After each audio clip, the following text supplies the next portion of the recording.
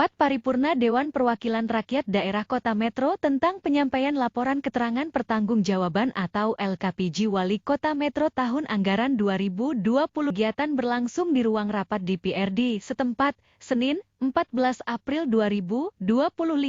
Dalam kesempatannya Ketua DPRD Kota Metro Ria Hartini menyampaikan, rapat ketiga masa sidang pertama tahun 2025 dihadiri 21 anggota dari 25 anggota Dewan. Dengan demikian forum terpenuhi dan rapat paripurna dapat dilanjutkan. Kita maklumi bersama bahwa penyampaian LKPJ Kepala Daerah kepada DPRD merupakan salah satu kewajiban yang telah diamanahkan dalam undang-undang serta pada peraturan daerah tentang laporan dan evaluasi penyelenggaraan pemerintahan, kata Ketua DPRD Kota Metro. Dalam penyampaiannya Wali Kota Metro Bambang Iman Santoso memaparkan bahwa laporan tersebut berisi hasil pelaksanaan urusan pemerintah selama tahun 2024 sebagai bagian dari tahun keempat pelaksanaan RPJMD Kota Metro tahun 2021. 2026 dan yang telah ditetapkan melalui Peraturan Daerah Perda Kota Metro Nomor 7 Tahun 2021.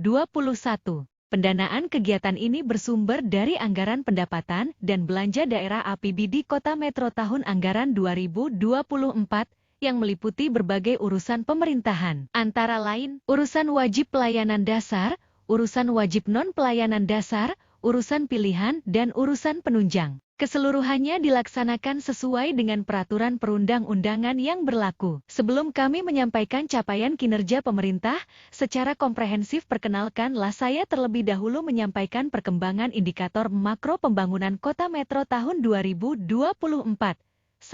Laju pertumbuhan ekonomi. Pertumbuhan ekonomi Kota Metro pada tahun 2024 tercatat sebesar 4,88% mengalami peningkatan tipis dibandingkan tahun 2023 yang sebesar 4,86%. Produk Domestik Regional Bruto (PDB) atas dasar harga berlaku pencapaian RP8 48 triliun dan atas dasar harga konstan sebesar AP5 01 triliun. Sektor jasa kesehatan dan kegiatan sosial mencatatkan pertumbuhan tertinggi dari sisi produksi, yaitu sebesar 9,85%. Dari sisi pengeluaran, pertumbuhan tertinggi didorong oleh konsumsi lembaga non-profit yang melayani rumah tangga, (LNPRT), sebesar 11,02%. 2. Pendapatan per kapita. Sejalan dengan pertumbuhan ekonomi Kota Metro yang terus mengalami peningkatan, pendapatan rata-rata penduduk turut mengalami kenaikan. Tercatat bahwa pada tahun 2023 pendapatan per kapita penduduk adalah sebesar Rp45,24 juta per tahun, yang kemudian meningkat menjadi Rp48,26 juta per tahun pada tahun 2024. Hal ini menunjukkan adanya pertumbuhan sebesar 8,67% dibandingkan tahun sebelumnya. Kenaikan ini mengindikasikan adanya peningkatan daya beli dan kesejahteraan masyarakat Kota Metro secara signifikan. Tidak. Tingkat pengangguran terbuka. Tingkat pengangguran di Kota Metro mengalami penurunan dari tahun 2020 sebesar 5,40% hingga tahun 2023 mencapai 3,60%. Namun demikian pada tahun 2024 tercatat sedikit peningkatan mencapai 3,71%. Kedati demikian, angka ini masih lebih rendah dibandingkan rata-rata tingkat pengangguran di Provinsi Lampung yang sebesar 4,19% dan tingkat pengangguran nasional yang sebesar 4,91%. Hal ini mengindikasikan bahwa upaya penciptaan lapangan kerja tetap menjadi prioritas utama di Kota Metro, Provinsi Lampung, dan secara nasional.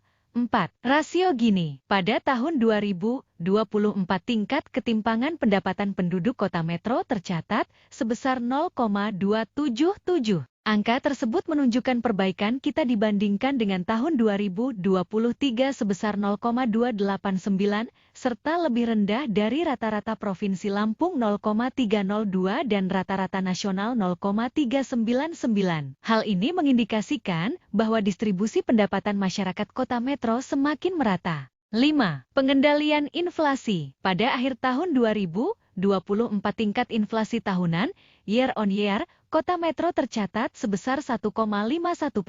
Angka ini menunjukkan penurunan signifikan dibandingkan dengan tingkat inflasi tahun 2023 yang mencapai 3,05%, serta berada di bawah rata-rata inflasi provinsi dan nasional yang masing-masing sebesar 1,57%. Inflasi ini masih berada dalam rentang sasaran inflasi nasional tahun 2024, yaitu antara 1,5 hingga 3,5%.